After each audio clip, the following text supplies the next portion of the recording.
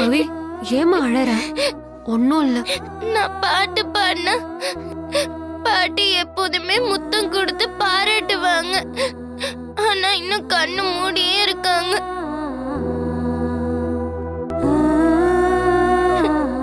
சித்தப்பா, பாட்டியை எழுந்திருச்சு வர சொல்லுங்க சித்தப்பா. நான் பாடினா உங்களுக்கு பிடிக்கும்ல, வர சொல்லுங்க சித்தப்பா. பவி, பாட்டி கண்டிப்பா வருவாங்கம்மா. நீ கவலைப்படாத.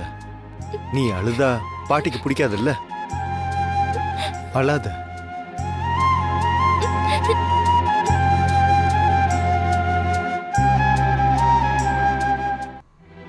வாங்க நீ போலாம். இவ டிராமா ரொம்ப ஓவரா போயிட்டு இருக்கு. சரி விடு. இவ பாட்டால அத்தை ஒண்ணும் எழுந்திருக்கலையே, அது வரைக்கும் நிம்மதி.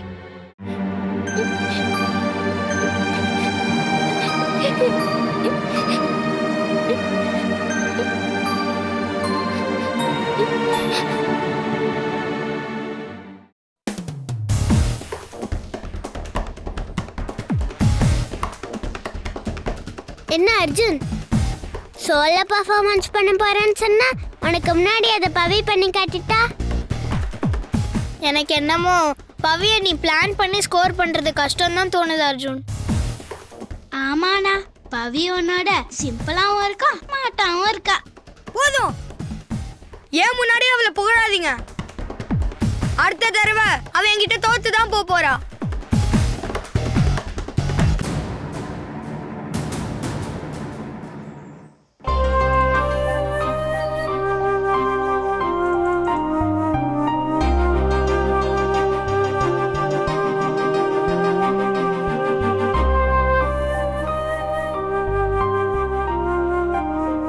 இந்த 7 மீட்டிங் போதும் நான் உங்களை இம்ப்ரெஸ் பண்ண.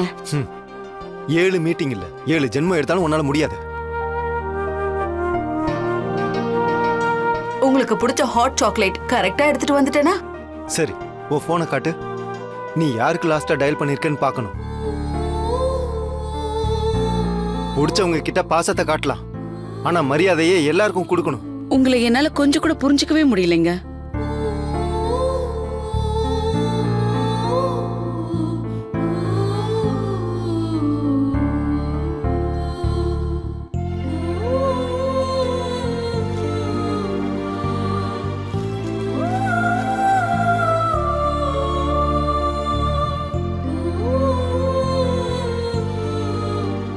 மஞ்சு,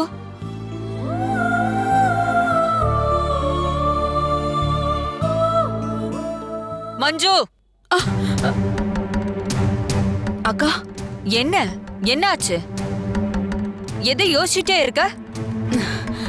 உன்னதான் கேக்குறேன். என்ன யோசிச்சுட்டு இருக்கேன்னு கேட்டேன். அது ஒண்ணும் இல்லக்கா, சும்மாதான். சும்மா சொல்லாதீங்க சிஸ்டர். மேடம் உங்களை சின்ன வயசுலேருந்தே பார்த்துட்டு இருக்காங்க. அவங்கள நீ ஏமாத்த முடியுமா? நீங்க ஒண்ணு இல்லைன்னு சொல்றதுலயே ஏதோ ஒண்ணு இருக்குன்னு தெரியுது. என்னன்னு சொல்லுங்க. அப்படிலாம் எதுவும் இல்லைங்க. சரி, வேணு விஷயம் என்னாச்சு? அதான் கொஞ்சம் டைம் வேணும்னு கேட்டேன்லக்கா. எப்ப கேட்டாலும் நீ இதே பதில சொல்லிட்டு இருக்க. இன்னும் எவ்வளவு நாள் தான் உனக்கு டைம் வேணும்? இங்க பாரு மஞ்சு, நீ என்கிட்ட எதையுமே மறைக்காத. ஏதாவது பிரச்சனைனா என்கிட்ட சொல்லு, நான் சரி பண்றேன். நீயா ஏதாவது செஞ்சு சிக்கல்ல மாட்டிக்காத. தேவையில்லக்கா, நான் தான் டீல் பண்ணிடுவேன்னு சொன்னனே. நானே பாத்துக்கிறேன். நீங்க கேட்டது ரமா விஷயத்துல வேணு எந்த விதத்திலயும் உங்களுக்கு தொந்தரவா இருக்க கூடாது, அதானே? அத நான் கண்டிப்பா செஞ்சு காட்டுறேன்க்கா, என்ன நம்புங்க. நம்புன்னு சொல்ற, ஆனா நீ நடந்துக்கிறது எதுவுமே அப்படி இல்லையே. அதனாலதான் நான் இவ்வளவு தூரம் கேக்குறேன். அது உனக்கு புரியுதா இல்லையா? அப்போ என் மேல சந்தேகப்படுறியாக்கா? சொல்லுக்கா, நான் உனக்கு தெரியாம ஏதாவது தப்பு பண்றேன்னு நினைக்கிறியா? அப்படி இல்ல மஞ்சு. அப்புறம் என்னக்கா? ப்ளீஸ்க்கா, இந்த ஒரு விஷயத்துல மட்டும் எனக்கு கொஞ்சம் ஃப்ரீயா விடுக்கா. நான் கண்டிப்பா நீ எதிர்பார்க்கிற ரிசல்ட்ட கொடுப்பேன். சரி, நீயே என்ன பண்ணணுமோ அத பண்ணு. ஆனா எது செஞ்சாலும் அதோட முடிவு நமக்கு ஃபேவரா இருக்கணும். அது ரொம்ப முக்கியம், மறந்துடாத. ம் சரிக்கா.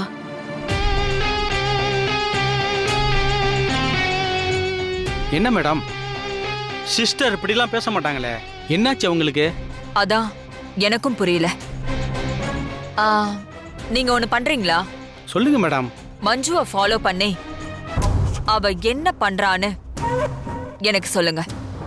அது போதும். ம். முக்கியமான விஷயம், நீங்க ஃபாலோ பண்றது மஞ்சுவுக்கு தெரியக்கூடாது. அப்படியே தெரிஞ்சாலும் நான் சொல்லிதான் நீங்க செஞ்சீங்கன்னு தெரியவே கூடாது. புரியுதா? உங்களுக்காக கொலை பழியே ஏத்துக்கிட்டேன். இதை நான் பார்த்துக்க மாட்டேனா? இனிமே மஞ்சுவை ஃபாலோ பண்ணி உங்களுக்கு டீட்டெயில் ரிப்போர்ட் கொடுக்குறேன்.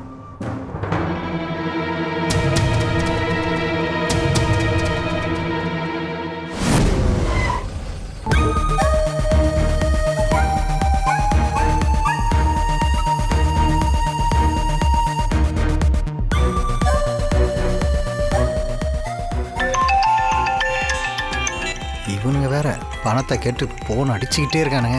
என்ன பண்றதுன்னே தெரியல. சொல்லுங்க. என்னாச்சு கிருஷ்ணா, பணம் ரெடியா? அதை ஏற்பாடு பண்ண தான் போராடிட்டு இருக்கேன். இப்படியே எத்தனை நாளைக்கு என் காதுல பூ சொத்தலான்னு இருக்க? கொடுத்துட்றேங்க, என்னை நம்புங்க. நானே உங்களை நேரில் வந்து பார்க்குறேன்.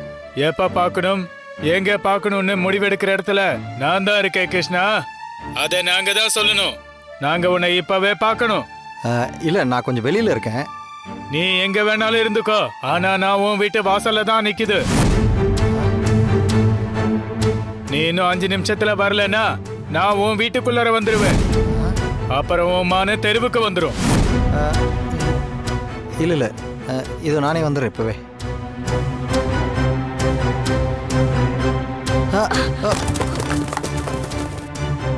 ஏங்க என்னங்க பார்த்து வர மாட்டீங்களா? இப்படி இடிச்சிட்டு அவசரமா எங்க போறீங்க? ஒன்றும் இல்லை, நீ வேலையை பாரு.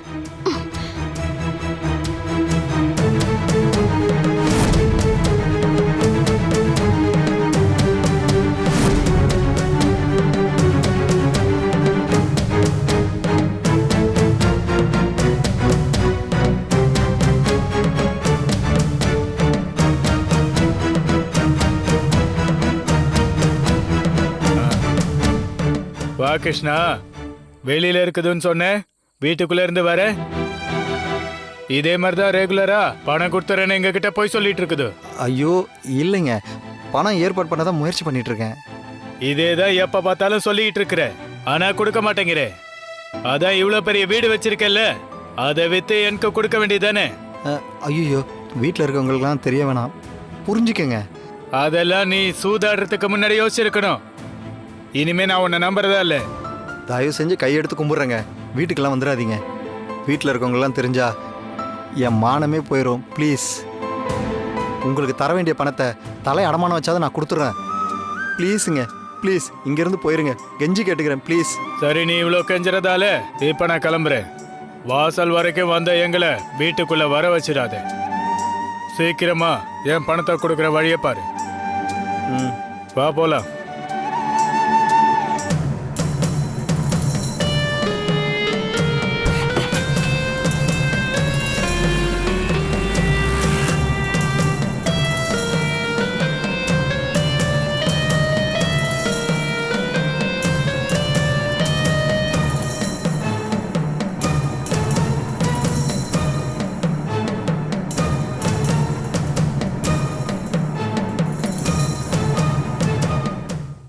ஏங்க யாருங்க இது? அவங்க பிஸ்னஸ் விஷயமா பேசிட்டு போறாங்க. ஏதோ ஹெல்ப் தேவைப்படுதுன்னு சொன்னாங்க, அதை பண்ணி தரேன்னு சொன்னேன். அதுக்குன்னு வாசல்லேவா நின்று பேசுவாங்க? உள்ள கூப்பிட்டு வச்சு பேசிருக்கலாம்ல. அவங்களுக்கு ஏதோ அவசரம், பேசிட்டு கிளம்பிட்டாங்க. இப்போ இதெல்லாம் உனக்கு முக்கியமா? இப்ப இவர் எதுக்கு நம்ம மேல எரிஞ்சு விழுறாரு? மேடம், நீங்க கேட்ட மாதிரியே ரமாதேவியோட கம்பெனி நிர்வாகத்தை உங்க பேர்ல மாத்துறதுக்காக பவர் ஆஃப் அட்டார்னி ரெடி பண்ணிட்டேன். ஓ,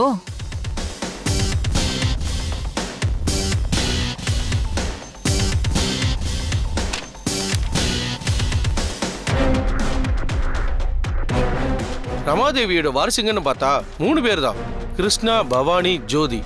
இதுல பவானி இறந்து போயிட்டதுனால இப்போ உயிரோடு இருக்கிற கிருஷ்ணா ஜோதி இவங்க கையெழுத்து போட்டா போதும் மேடம்.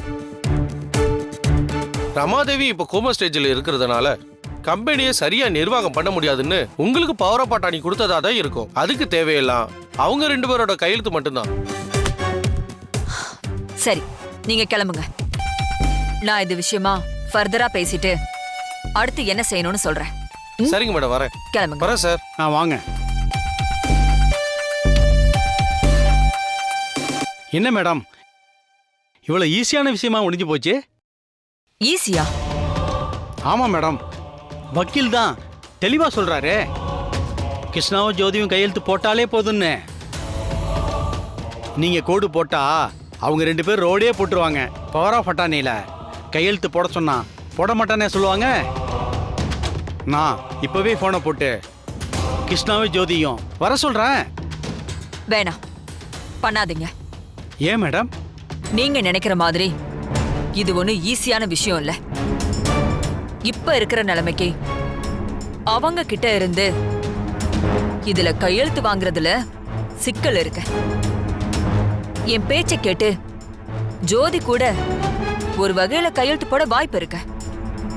ஆனா கிருஷ்ணா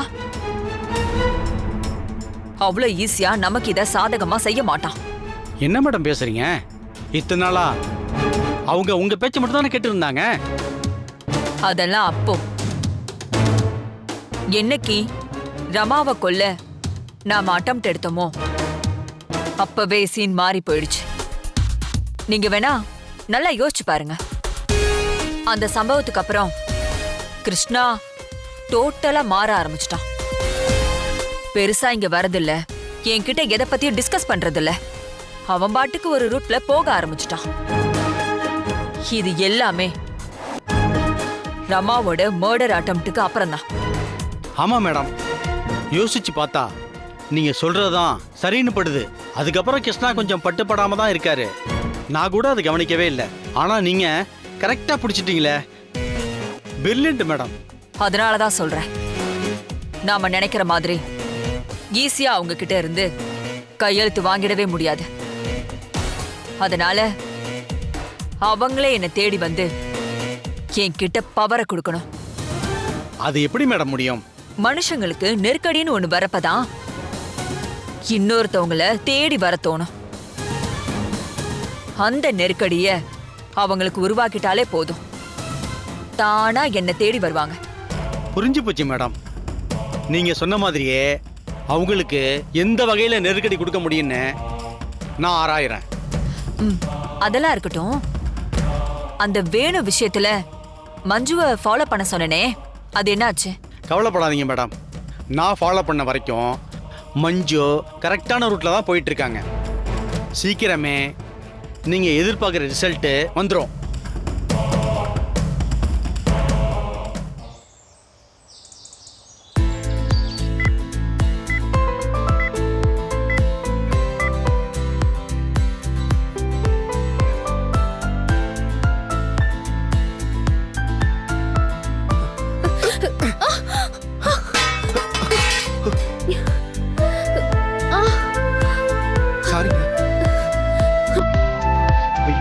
சாரிங்க. இல்லைங்க, பரவாயில்ல.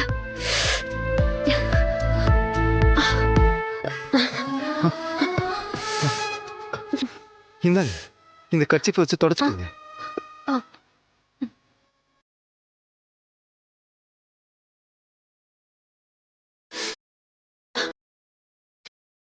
இந்தாங்க. கண்ணை என்னால திறக்க முடியலங்க. தூசி கண்ணில் பட்டுருச்சுன்னு நினைக்கிறேன்.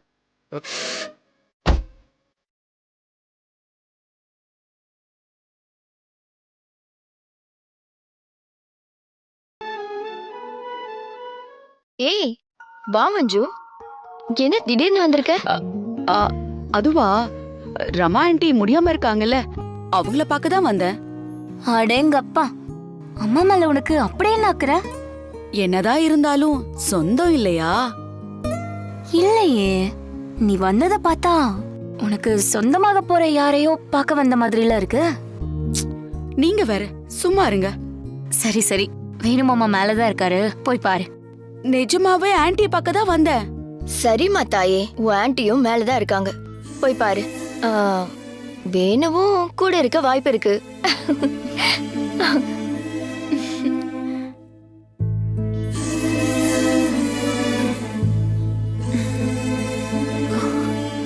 இப்ப என்னங்க பண்றது?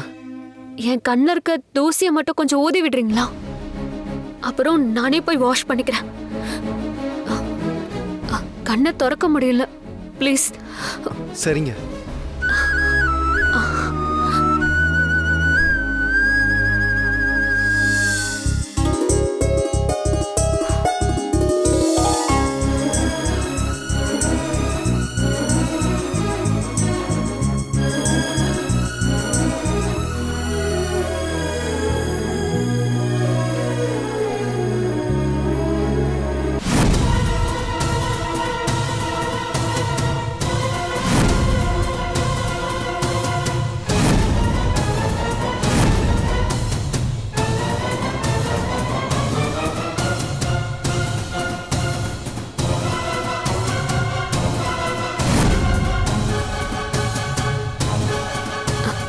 இப்போ ஓகேங்க, தேங்க்ஸ்.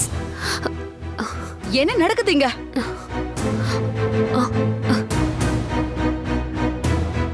அவங்க கண்ணில் தூசி விழுந்துருச்சு, அதான் ஊதி விட்டேன். ஏன்? தூசி விழுந்துடுச்சா? முதல்ல யார் இது? நான் ஹோம் நர்ஸ், பேரு ரோஜா. ரமா மேடத்தை பார்த்துக்க வந்திருக்கேன். நான் உன்கிட்ட கேட்டேனா? ஏய், எதுக்கு இப்ப அவங்க கிட்ட கத்துற? அவங்க யாருன்னு தானே சொன்னாங்க. உனக்கு இந்த வீட்ல என்ன வேலை? முதல்ல கிளம்பு இங்க இருந்து. கிளம்புறேன். இங்க இருக்கணும்னு எனக்கு என்ன தலையெழுத்தா?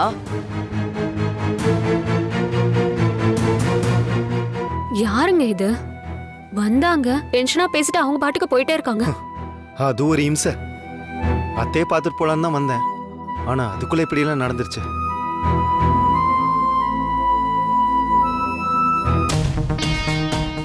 ஏய் ஜோதி, போற போக்க பார்த்தா மஞ்சு என் தம்பியை ஒரு வழிக்கு கொண்டு வந்துருவா போல. அதுக்கு தானே காயத்ரி சித்தி ஆசைப்படுறாங்க. கண்டிப்பா நடக்கதா போகுது.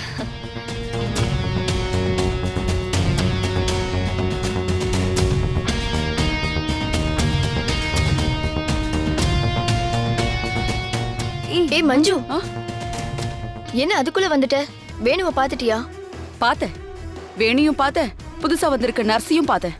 ஓ, ரோஜாவா? ஆமா, பெரிய ரோஜா. இப்படி கண்டவங்களெல்லாம் வீட்டுக்குள்ள விட்டு வச்சிருக்கீங்க?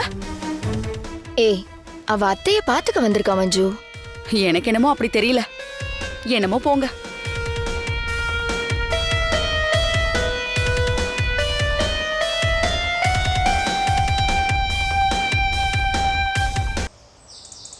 ரொம்ப தேங்க்ஸ் பவி. எதுக்கு மனோ? நீ தானே எனக்கு மேக்ஸ் டெஸ்ட்டுக்கு சொல்லி கொடுத்த, அதனால தான் நான் பாஸ் ஆனேன். அதான் தேங்க்ஸ். பரவாயில்ல மனோ, உனக்கு தெரியல, அதுக்கு தான் நான் சொல்லி கொடுத்தேன். அதே மாதிரி எனக்கு சப்ஜெக்ட்ல டவுட் வந்தா உன்கிட்ட கேக்குறேன், நீ எனக்கு சொல்லி கொடு. நீ தான் ஆல்ரெடி எல்லாத்துலயும் ஃபர்ஸ்ட் மார்க் எடுக்கிறியே, உனக்கு நான் சொல்லி கொடுக்கிறதுக்கு என்ன இருக்கு?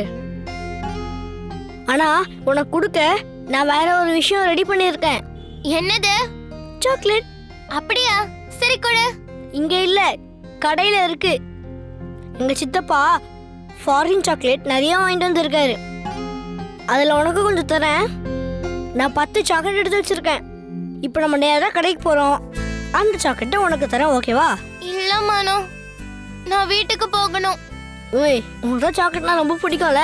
பிடிக்கும் தான், ஆனா அதை விட எனக்கு பாட்டியை ரொம்ப பிடிக்கும். உனக்கு தான் தெரியும்ல, அவங்களுக்கு அடிபட்டு கண்ணு முழிக்காம இருக்காங்கன்னு.